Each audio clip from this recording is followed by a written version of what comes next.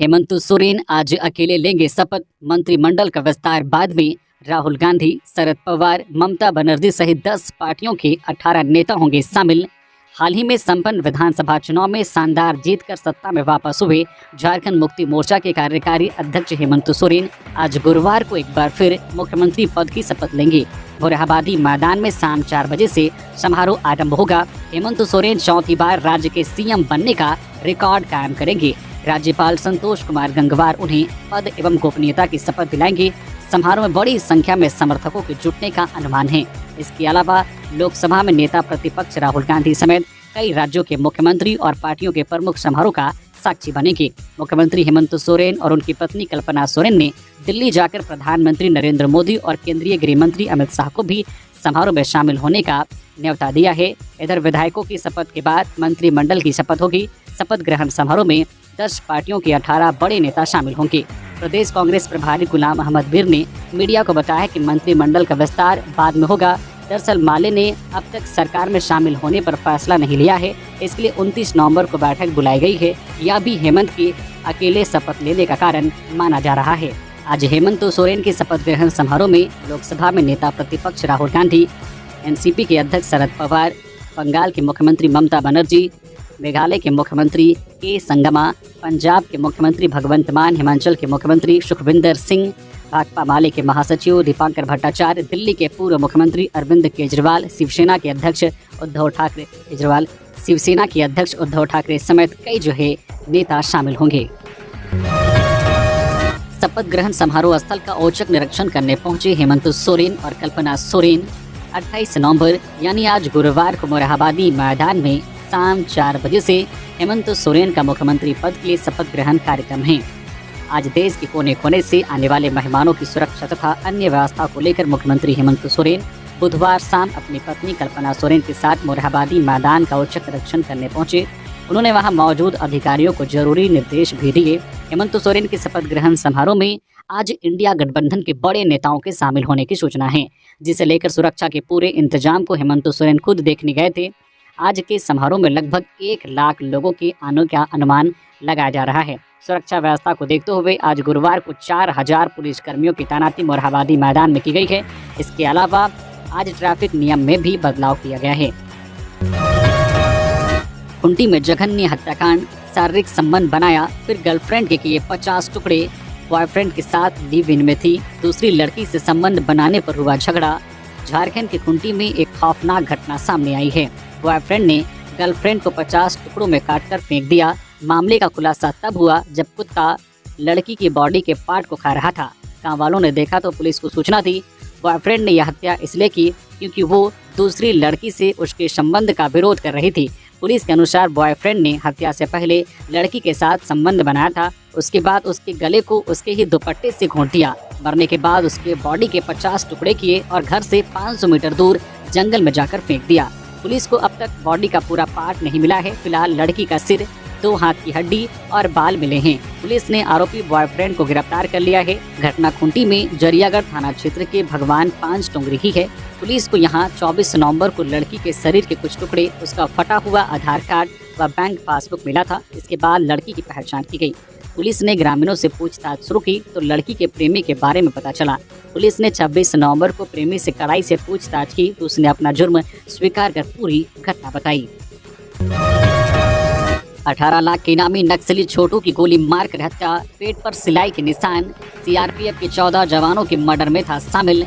लातेहार में 18 लाख के इनामी भाकपा माओवादी की रीजनल कमेटी के सदस्य छोटू खरवार की हत्या कर दी गई है।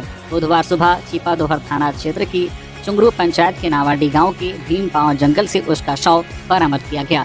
छोटू खरवार की हत्या गोली मारकर की गई है। पुलिस को उसके पेट पर सिलाई के निशान मिले थे।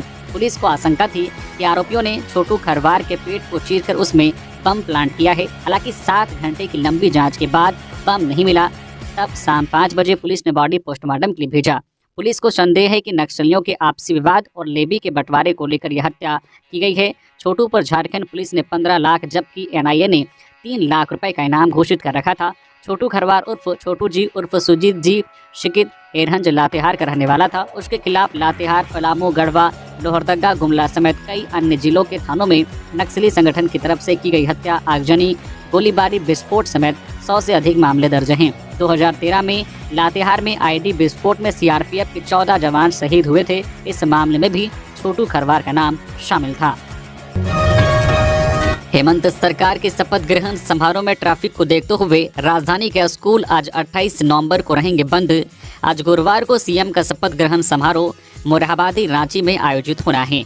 इसमें राज्य भर से लगभग 1 लाख से अधिक आगंतुकों के आगमन की संभावना है। सभी आगंतुक अपने निजी वाहन, बस और दूसरे माध्यमों से रांची शहर में प्रवेश करेंगे। इसे देखते हुए राजधानी में जाम की स्थिति उत्पन्न होने की संभावना है। इस स्थिति को देखते हुए रांची जिले के शिक्षा पदाधिकारी ने रांची के शहरी क्षेत्रों में स्थित स्कूलों को 28 नवंबर को बंद रखने को कहा है। सभी स्कूलों के प्रधानाचार्य, प्राचार्य को सूचना जारी करते हुए कहा गया है कि स्कूल बसों से आने वाले छात्र घंटों जाम में फंसे रह सकते हैं। छात्र हित में यह ठीक नहीं होगा।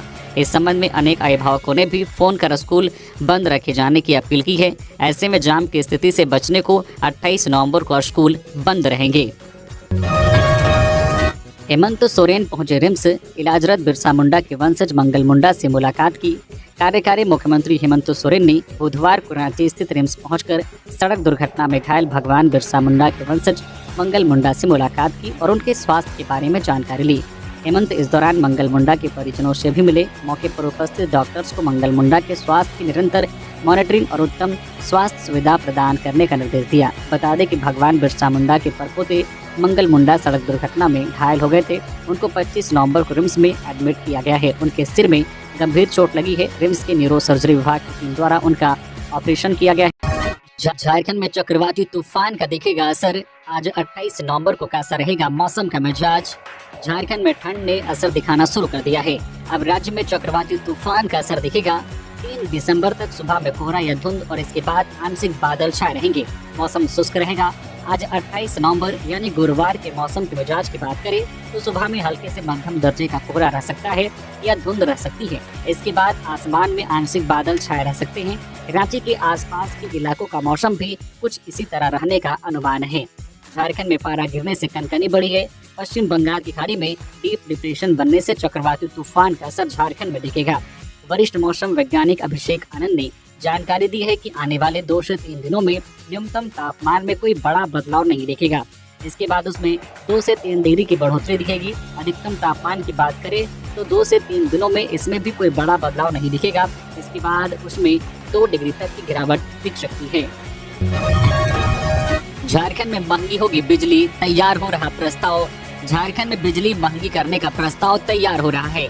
झारखंड बिजली वितरण निगम लिमिटेड जेबीवीएनएल के सूत्रों का कहना है कि बिजली की दरों में बढ़ोतरी का प्रस्ताव फिर से तैयार किया जा रहा है। इस पर जन सुनवाई के बाद झारखंड इलेक्ट्रिसिटी रेगुलेटरी कमीशन कीमतें बढ़ाने पर अंतिम फैसला करेगा। निगम के अधिकारियों का मानना है कि 200 यूनिट मुक्त बिजली लाभुकों को देने के बाद निगम पर आर्थिक बोझ बढ़ा है। पिछले दिनों बिजली की दरों में बढ़ोतरी का प्रस्ताव दिया गया था, लेकिन झारखंड चैम्बर ऑफ कॉमर्स का विरोध करने पर प्रस्ताव को स्थगित कर दिया गया था। इसका मुख्य कारण विधानसभा चुनाव भी बताया जा रहा है। चुनाव खत्म होने के बाद निगम फिर से बिजली दर में बढ़ोतरी को लेकर विचार करना शुरू कर दिया है। बैलेट पेपर से चुनाव होता तो इंडिया गठबंधन कम से कम 75 सीटें जीतती। झामुमो ने बुधवार को अपने सोशल मीडिया हैंडल एक्स पर दावा करते हुए कहा कि अगर बैलेट पेपर से चुनाव हुए होते तो इंडिया गठबंधन कम से कम 75 सीटें जीतती। झारखंड में बीजेपी के 11 साल के तानाशाही शासन के खिलाफ झारखंडियों में काफी आक्रोश है, जिसका अंदाजा भाजपा नहीं लगा पा रही है। अगर उन्हें झारखंड में अब वापसी की सोचनी है तो उन्हें जल्द से जल्द हम झारखंडियों का बकाया 1,36,000 करोड़ वापस करें। झामुमो ने चुनाव में सबसे अधिक 34 सीटें जीती है। यह झामुमो के इतिहास की सबसे बड़ी जीत है। इस जीत के बाद हेमंत सोरेन चौथी बार मुख्यमंत्री पद की आज शपथ लेंगे। पलामू में 2 मोबाइल चोर गिरफ्तार। चोरी के 23 मोबाइल फोन बरामद। ट्रेन के यात्रियों को करते थे टारगेट। ट्रेन में यात्रियों का मोबाइल चोरी कर ग्रामीणों को सस्ते दाम पर बेचने वाले 2 अपराधियों को पलामू पुलिस ने गिरफ्तार किया है।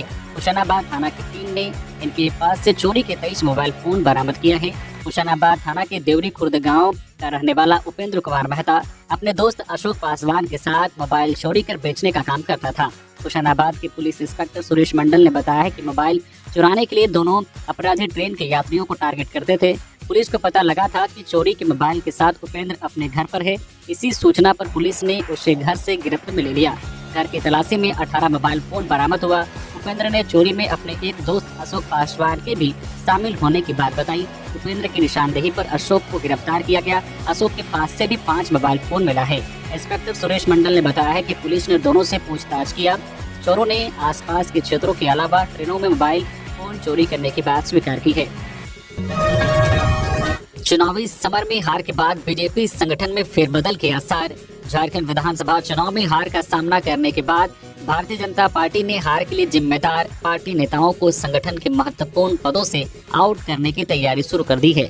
आगामी 30 नवंबर को जिला अध्यक्ष, जिला प्रभारी और प्रदेश स्तर के स्थानीय नेताओं का फीडबैक लेने के लिए राष्ट्रीय महामंत्री BL संतोष रांची आ रहे हैं।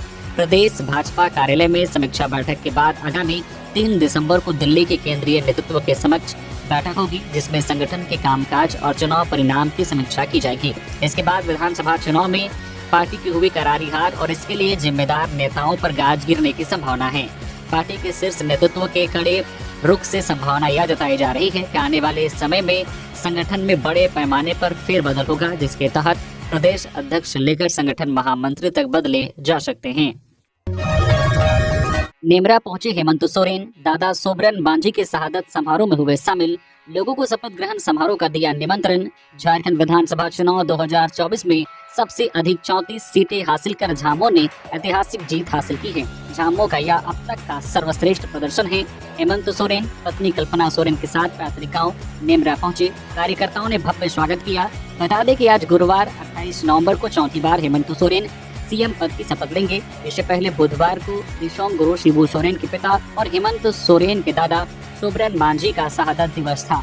नेमरा में हेमंत सोरेन अपने दादा के शहादत दिवस समारोह में शामिल हुए। हेमंत सोरेन और गांडी विधायक कल्पना सोरेन विधानसभा चुनाव 2024 में जीत दर्ज करने के बाद रामगढ़ जिले में पहली बार पहुंचे। बुधवार को शहीद सोबरन सोरेन के शहादत दिवस के मौके पर हेलीकॉप्टर से रामगढ़ पहुंचे। बरलंगा थाना क्षेत्र के लुकैया टांड स्थित शहीद सोबरन सोरेन की शहादत स्थल पर पूजा अर्चना कर प्रतिमा पर माल्यार्पण कर विनम्र श्रद्धांजलि दी। इस दौरान सभा को संबोधित करने के बाद अपने पैतृक गांव नेमरा स्थित घर भी गए।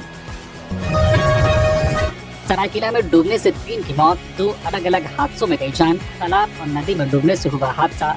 सरायकेला में बुधवार का दिन हादसों का दिन साबित हुआ, जब 2 अलग अलग घटनाओं में 2 महिलाओं और 1 युवक की डूबने से मौत हो गई। इन घटनाओं से क्षेत्र में शोक की लहर है। पहली घटना सरायकेला थाना क्षेत्र के पांड्रा गांव की है। यहाँ सुबह करीब 9:30 बजे तालाब में नहाने के दौरान 2 महिलाएं डूब गई। मृतकों की पहचान दुखी सरदार 30 वर्षीय निवासी पांड्रा गांव और रेखा सरदार 28 वर्षीय निवासी रागाडी गांव के रूप में हुई है। नहाने के दौरान दुखी सरदार का पैर सीढ़ियों से फिसल गया और वह पानी में डूबने लगी। उसे बचाने के लिए रेखा सरदार भी पानी में उतरी, लेकिन बचाने के प्रयास में दोनों की डूबने से मौत हो गई। स्थानीय लोगों ने घटना की सूचना परिजनों को दी, जो उन्हें सदर अस्पताल सरायकेला लेकर पहुंचे, जहां चिकित्सकों ने दोनों को मृत घोषित कर दिया।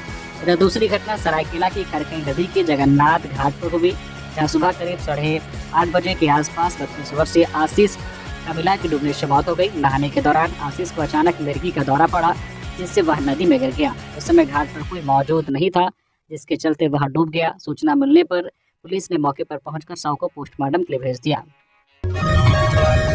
6 लाख के ब्राउन शुगर के साथ 2 तस्कर गिरफ्तार। जेल में बंद तस्कर के इशारे पर चल रहा था कारोबार। आरोपियों के पास मिले 2 मोबाइल फोन। सरायकेला के आदित्यपुर में पुलिस को ब्राउन शुगर तस्करी के खिलाफ एक और बड़ी सफलता मिली है। गुप्त सूचना के आधार पर सरायकेला SDPO समीर शवैया के नेतृत्व में आदित्यपुर H रोड में छापेमारी की गई। इस कार्रवाई में पुलिस ने 29.25 ग्राम ब्राउन शुगर के साथ 2 युवकों को गिरफ्तार कर न्यायिक हिरासत में भेज दिया है। जब्त ब्राउन शुगर की बाजार में अनुमानित कीमत लगभग 6 लाख रुपए है। पुलिस ने गिरफ्तार किए गए युवकों की पहचान मोहम्मद सारिक और सरताज अंसारी के रूप में की गई है। तलाशी के दौरान उनके पास से एक टच स्क्रीन मोबाइल, एक कीपैड मोबाइल और एक Vivo touch screen mobile phone बरामद हुआ है। जंगल में बैर खाने गई थी 3 महिलाएं, हाथी के हमले से एक की गई जान, 2 घायल। हजारीबाग जिले के सदर प्रखंड स्थित भेलवाड़ा चेहला जंगल में एक दुखद घटना घटी, जिसमें बैर खाने गई एक महिला की हाथी के हमले से मौत हो गई, जबकि 2 अन्य महिलाएं गंभीर रूप से घायल हो गई।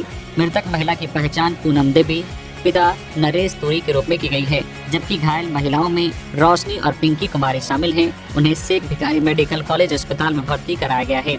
जानकारी के अनुसार तीनों महिलाएं जंगल में बैर खाने के लिए गई थी, तभी अचानक एक हाथी ने उन पर हमला कर दिया। इस हमले में पूनम देवी को हाथी ने कुचल दिया, जिससे उनकी मौके पर ही मौत हो गई। घटना के बाद गाँव की महिला शहजादी परवीन और बेबी कौसर ने बताया कि हाथी के हमले से तीनों महिलाएं घायल हो गई। कुछ गांव वाले जंगल में गए और उन्हें घायल अवस्था में देखा, जिसके बाद घायल महिलाओं को अस्पताल ले जाया गया।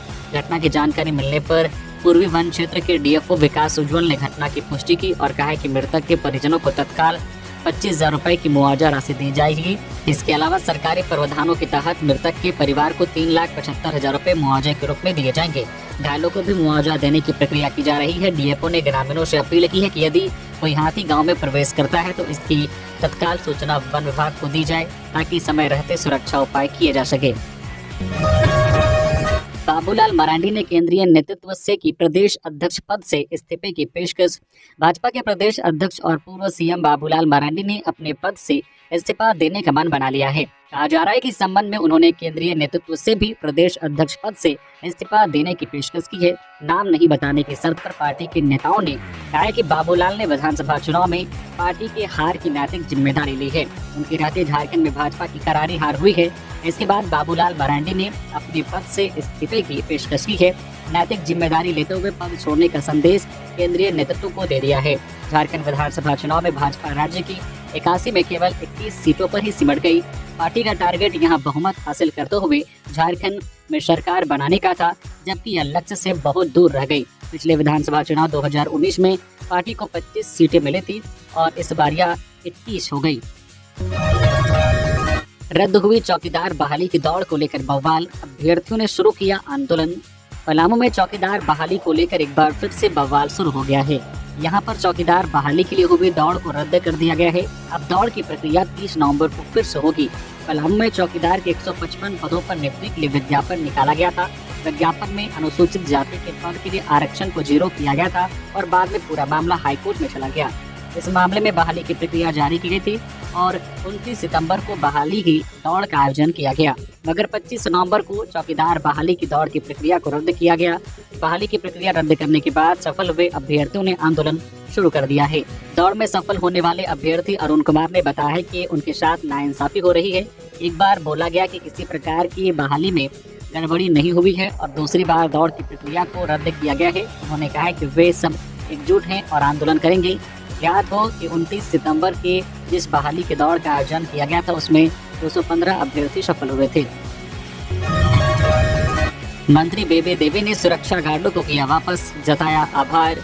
मंत्री बेबे देवी ने बुधवार को अपनी सुरक्षा में लगे सुरक्षा बलों की सेवा सरकार को वापस कर दी है। सेवा वापस करने से पूर्व उन्होंने सबों का आभार व्यक्त किया है। कहा है कि उनकी सुरक्षा में समर्पित होकर 24 घंटे तैनात रहने वाले बेटों को विदा करने का यह भावुक क्षण है। बेबे देवी ने कहा है कि आप सभी की आवश्यकता अब कहीं और है, परंतु आप सभी सदा के लिए हमारे परिवार के सदस्य बने रहेंगे। मंत्री ने सभी जवानों को भविष्य के लिए असीम शुभकामनाएं भी दी है। गौरतलब है कि डुमरी विधायक और मंत्री जगन्नाथ महतो का कोरोना काल के बाद असामयिक निधन हो गया था। इसके बाद उपचुनाव में उनकी पत्नी बेबी देवी ने जीत हासिल की थी और सरकार में मंत्री बनाई गई थी। अभी संपन्न विधानसभा चुनाव में वे जेएलकेएम के जयराम महतो चुनाव हार गई हैं। ऐसे में अब उन्हें प्रावधान के मुताबिक सुरक्षा गार्ड की सेवाएं सरकार को वापस करनी पड़ी है। अब उन्हें पूर्व मंत्री और पूर्व विधायक के तौर पर ही जरूरी सुविधाएं मिलेंगी। आज सीएम का शपथ ग्रहण कार्यक्रम। रांची में ट्रैफिक व्यवस्था में बदलाव। दिन के 12 बजे से रात के 8 बजे तक नहीं चलेंगे ऑटो। मुरहाबादी मैदान में गुरुवार को सरकार के शपथ ग्रहण कार्यक्रम का आयोजन होना है। इसे लेकर रांची शहर में ट्रैफिक व्यवस्था में बदलाव किया गया है। इसे लेकर बुधवार को रांची ट्रैफिक एसपी के द्वारा आदेश जारी किया गया है। जारी आदेश के मुताबिक आज 28 नवंबर को सुबह 8 बजे से रात 10 बजे तक बड़े वाहनों का शहर में नो एंट्री रहेगी। वही छोटे व बड़े मालवाहक वाहनों का भी शहर में प्रवेश रात 8 बजे तक प्रतिबंधित रहेगा। इसके अलावा दिन के 12 बजे से लेकर रात के 8 बजे तक शहर में ई रिक्शा भी नहीं चलेगी। इसके अलावा आज 28 नवंबर को दिन के 11 बजे से रात के 8 बजे तक अरगोड़ा चौक, शाहजहां चौक, न्यू मार्केट चौक, पोर्टलिप चौक और राम मंदिर चौक पर ऑटो और रिक्शा का परिचालन पूरी तरह से बंद रहेगा। इधर सामान्य वाहन विशेष मार्गों से शहर में प्रवेश कर सकेंगे, जैसे बुट्टी मोड़ से खेलगांव चौक, कोकर चौक, रातू रोड, काठीटाड़, नगड़ी से कट्ठल मोड़ होते हुए नया नया हाईकोर्ट के रास्ते एचईसी गेट तक रांची में प्रवेश कर सकेंगे। इसके अलावा बोड़ैया रिंग रोड से मुराबादी मैदान की ओर आने वाले वाहन नेवरी रिंग रोड से बुट्टी मोड़, खेलगांव, कोकर चौक होते हुए शहर में प्रवेश कर सकेंगे। झारखंड मेधा घोटाले में चेयरमैन सहित 70 के खिलाफ चार्जशीट। जेपीएससी सदस्य और कोऑर्डिनेटर ने इंटरव्यू में बढ़ाया नंबर, प्रमोशन पाए अफसरों की बढ़ी परेशानी। झारखंड के बहुचर्चित मेधा घोटाले में सीबीआई ने चार्जशीट दायर कर दी है। जांच में खुलासा हुआ है कि पहली और दूसरी जेपीएससी परीक्षा में बड़े पैमाने पर धांधली की गई थी। सीबीआई ने हाईकोर्ट को बताया है कि अब तक की जांच में यह बात सामने आई है कि लगभग 100 अभ्यर्थियों की कॉपी में ओवरराइटिंग कर और उत्तर पुस्तिका में छेड़छाड़ कर न सिर्फ नंबर बढ़ाए गए बल्कि उन्हें इंटरव्यू में भी ज्यादा नंबर दिए गए। इसकी पुष्टि फॉरेंसिक साइंस लेबोरेटरी की जांच में भी हुई है। इस मामले में जेपीएससी के तत्कालीन अध्यक्ष दिलीप कुमार प्रसाद, तत्कालीन सदस्य राधा गोविंद नागेश और कोऑर्डिनेटर परमानंद सिंह की भूमिका महत्वपूर्ण थी। कोर्ट में मामले की अगली सुनवाई 28 नवंबर को होगी। मुख्यमंत्री हेमंत सोरेन ने दी दिवंगत विश्वनाथ महतो को श्रद्धांजलि। मुख्यमंत्री हेमंत सोरेन बुधवार को रामगढ़ के चितरपुर स्थित गोमिया विधायक योगेंद्र प्रसाद के आवास पर जाकर उनके पिता स्वर्गीय विश्वनाथ महतो के ब्रह्मभोज संस्कार में शामिल होकर श्रद्धांजलि अर्पित की। मुख्यमंत्री ने दिवंगत विश्वनाथ महतो की तस्वीर पर पुष्प अर्पित कर उन्हें नमन किया। मुख्यमंत्री हेमंत सोरेन और विधायक कल्पना सोरेन ने शोकाकुल परिवार से मुलाकात की और अपनी गहरी संवेदना व्यक्त की। उन्होंने विधायक योगेंद्र प्रसाद और उनके परिवार को ढाढ़स बंधाया और दुख की इस घड़ी में उनके साथ खड़े रहने का आश्वासन दिया। ये बता दें कि गोमिया विधायक योगेंद्र प्रसाद के पिता स्वर्गीय विश्वनाथ महतो का निधन 16 नवंबर 2024 को हुआ था। धनबाद में स्मार्ट बिजली मीटर सिस्टम दिसंबर से होगा लागू। धनबाद शहर में प्रीपेड बिजली मीटर से बिलिंग व्यवस्था 1 दिसंबर से लागू होगी। वैसे उपभोक्ता जिनके घरों व प्रतिष्ठानों में स्मार्ट प्रीपेड मीटर लगा हुआ है, फिलहाल उनके यहाँ ही यह व्यवस्था लागू होगी। उन्हें सिस्टमैटिक जनरेटेड बिजली बिल भेजा जाएगा, यानी उनके घरों में बिजली बिल निकालने के लिए ऊर्जा मित्र नहीं जाएंगे। उपभोक्ता के रजिस्टर्ड मोबाइल नंबर पर मैसेज व व्हाट्सएप के जरिए बिजली बिल भेजा जाएगा। जेबीबीएनएल की ओर से इस संबंध में उपभोक्ताओं के रजिस्टर्ड मोबाइल नंबर पर मैसेज भेजकर जानकारी दी जा रही है। मैसेज में 30 नवंबर के बाद प्रीपेड व्यवस्था लागू होने की बात कही गई है। मैसेज में एक लिंक भी दिया गया है जिसके माध्यम से उपभोक्ता अपना बिजली बिल जमा कर सकते हैं। पीएलजीए के स्थापना सप्ताह को लेकर भाकपा माओवादियों ने की पोस्टरबाजी। बेरमो अनुमंडल के नावाडी प्रखंड के ऊपरघाट स्थित बैंक नारायणपुर थाना क्षेत्र में भाकपा माओवादियों के द्वारा पीएलजीए के स्थापना सप्ताह 2 से 8 दिसंबर को लेकर व्यापक पैमाने पर विभिन्न स्थानों पर पोस्टरबाजी की है। थाना क्षेत्र में विगत 10 दिनों के दरमियान भाकपा माओवादियों के द्वारा लगातार दूसरी बार पोस्टरबाजी की घटना संकेत देती है कि ऊपरघाट के अपने समाप्त होते जनाधार के बीच एक बार फिर से पैर पसारने की तैयारी में वे लग गए हैं। थाना क्षेत्र के पिलपिलो स्थित उच्च विद्यालय के सामने मैदान की 4 दीवारी सड़क किनारे लगे बोर्ड जो है टेहर वासरी, पिपराडी, हरलाडी, नारायणपुर, काछो, कंजकीरो के जो है गोवारडी आदि स्थानों पर पोस्टरबाजी के साथ साथ सड़क किनारे पोस्टरों को रखकर अपनी उपस्थिति दर्ज कराने का प्रयास किया है। भाकपा माओवादियों ने लगातार दूसरी बार पोस्टरबाजी कर सभी को सकते में डाल दिया है। इसके पूर्व विधानसभा के चुनाव के पूर्व 15 नवंबर की रात्रि क्षेत्र के विभिन्न स्थानों पर चुनाव बहिष्कार को लेकर पोस्टरबाजी की गई थी। कैरो में सड़क दुर्घटना में बाइक सवार 2 युवकों की मौत, गांव में मातम। लोहरदगा जिले के कैरो नगजुआ मुख्य सड़क पर गजनी मोड़ के पास सड़क दुर्घटना में बाइक सवार 2 युवकों की मौत हो गई। एक अन्य युवक गंभीर रूप से घायल है जिसका इलाज रांची के रिम्स में चल रहा है। घटना सोमवार रात की बताई जा रही है। दुर्घटना में उदका गांव निवासी संजय यादव के इकलौते पुत्र जो है जितेंद्र यादव की घटनास्थल पर ही मौत हो गई। जितेंद्र को 1 साल की एक बेटी है। हादसे में घायल पीताम्बर महतो व विक्रम लोहरा को आनन फानन में रांची रिम्स ले जाया गया, जहां पीताम्बर महतो की इलाज के दौरान मौत हो गई, जबकि विक्रम लोहरा का इलाज चल रहा है। उसकी स्थिति चिंताजनक बताई जाती है। पोस्टमार्टम के बाद दोनों युवकों का शव गांव पहुंचते ही माहौल गमगीन हो गया। परिजनों का रो रो कर बुरा हाल था। दोनों के परिवार की आर्थिक स्थिति बेहद ही खराब है। हेमंत सोरेन की शपथ ग्रहण समारोह को लेकर की गई खास व्यवस्था, तैयार किया गया वीआईपी कारकेड। हेमंत सोरेन झारखंड के मुख्यमंत्री के रूप में आज 28 नवंबर को शपथ लेंगे।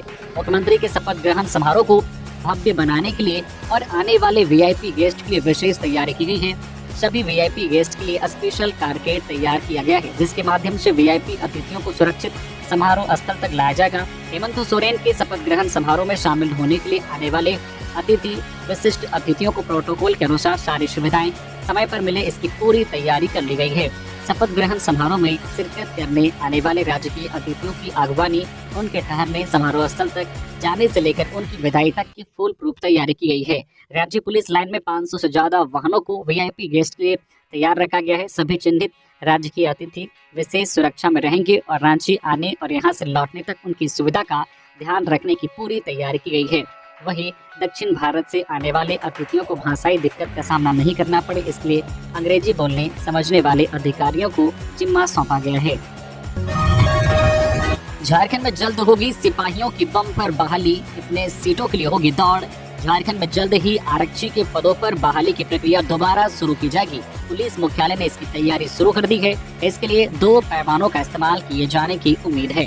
पुरुष अभ्यर्थियों के लिए पहले से निर्धारित 10 किलोमीटर और महिला अभ्यर्थियों के लिए 5 किलोमीटर की दौड़ की समय सीमा को घटाया जा सकता है, जबकि दौड़ के समय को भी बढ़ाई जा सकती है। इसके अलावा सेना की तर्ज पर 1600 मीटर दौड़, लंबी और ऊंची कूद निर्धारित किए जाने की भी उम्मीद है। बता दें कि पूर्व में झारखंड पुलिस की 4919 रिक्त पदों के लिए शारीरिक जांच परीक्षा अगस्त 2024 तक संपन्न कराने का निर्णय लिया गया था, लेकिन शारीरिक जांच परीक्षा के लिए एजेंसी का चयन नहीं होने की वजह से यह काम निर्धारित समय पर पूरा नहीं हो सका। साथ ही यह भी निर्णय लिया गया था कि राज्य सरकार के अधीन सभी वर्दीधारी सेवाओं में सिपाही के पद जैसे वन विभाग, उत्पाद विभाग, अग्निशमन, कारा एवं पुलिस की नियुक्ति नियमावली में जो है यथासंभव लाई जाए, ताकि उनकी नियुक्ति प्रक्रिया एक साथ शुरू हो सके।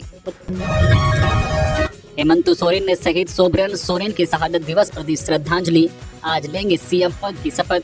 कार्यवाहक मुख्यमंत्री हेमंत सोरेन ने बुधवार को शहीद सोबरन सोरेन के 67वें शहादत दिवस पर लोकैया टाड़ रामगढ़ के नेमरा गोला स्थित उनकी प्रतिमा पर माल्यार्पण किया और श्रद्धांजलि अर्पित की। मौके पर उनके साथ कांडे विधायक कल्पना मुर्मू सोरेन और जेएमएम कार्यकर्ताओं की भारी भीड़ मौजूद रही।